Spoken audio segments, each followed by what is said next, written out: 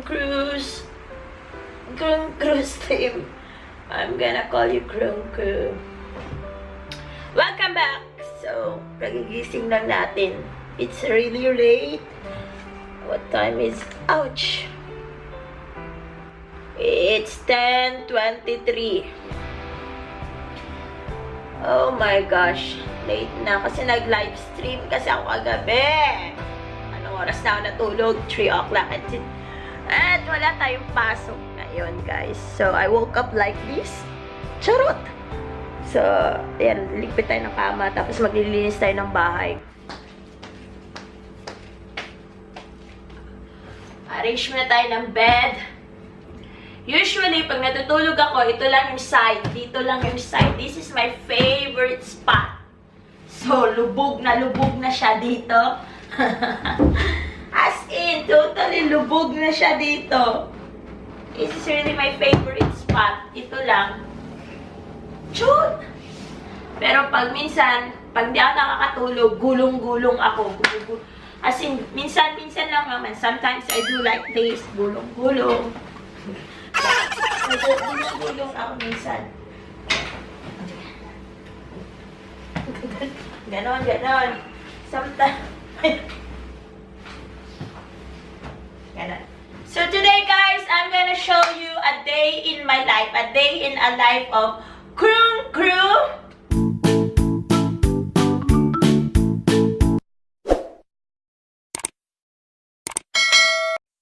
First thing that I have to do after I woke up, of course, you have to fix the bed. Para the rest of our days naman ay maganda at maayos. And then, freshen up. Parang fresh na fresh ang gising natin. Fresh na tayo. Yan guys, ako'y mahilig talaga sa coffee. I can't live without coffee in a day. So every morning, I always drink coffee. I'm a coffee fanatic. Yan, pampagising yan sa mga dugo, sa mga natutulog na puso. Tapos yan guys, maglilinis na ako ng window. Yan, gustong maglinis ng window. Wala lang, charot. Pinagsasabi ko eh. Ayan na, binilisan ko na para mabilis tayo matapos at nang hindi kayo maumay sa akin. Tapos, ayan na, mainit na siya. Pwede na tayo magtimpla ng kape. Kape sa umaga, kape sa tanghali, kape sa gabi. Joke lang, sa umaga lang ako nag-iinom ng kape. Ayan na, emo-emo. Masarap mag-emo kasama ang kape. Pero dahan-dahan lang, ingat lang kasi nakakapaso siya minsan.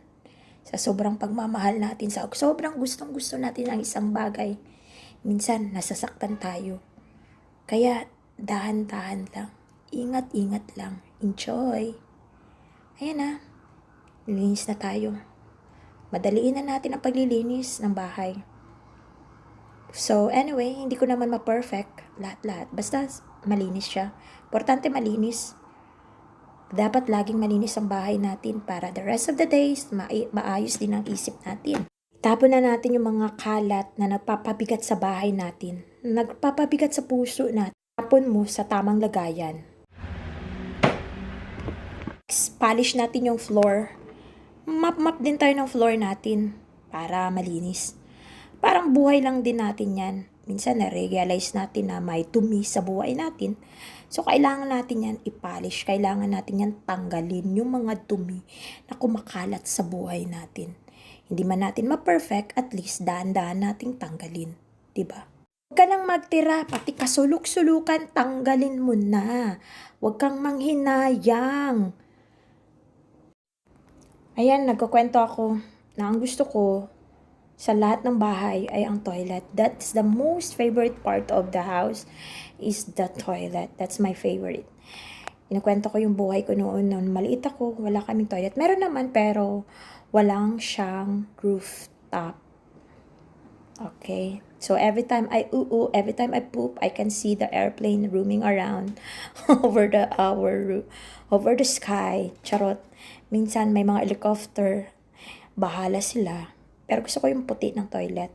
Kaya ito, Nilalagyan ko siya ng, ayun ko, ano tawag dito. Basta yan na siya. Sumunod, nagmask ako kasi nga super tapang ng amoy nung chemical na nilagay ko sa toilet. Kailangan mo ng matapang na pangtanggal ng germs. Pagkatapos yan kailangan mo pa siyang kiskisin ng kiskisin para sigurado tanggal ang germs. Ganyan sa buhay natin, sinusigurado natin. Huwag na natin pang tirahin. Huwag na tayong magtira pa at manginayang. Huwag na natin ipunin pa ang mga kalat sa buhay natin. Tanggalin na natin to. Ayan, nagluto rin pala ako ng adobo. Magkumain tayo, mga kakrungkro. Para kang MMK Ayan, hugas ako ng plato ngayon. Siyempre, nakikita nyo, wala kaming lababo.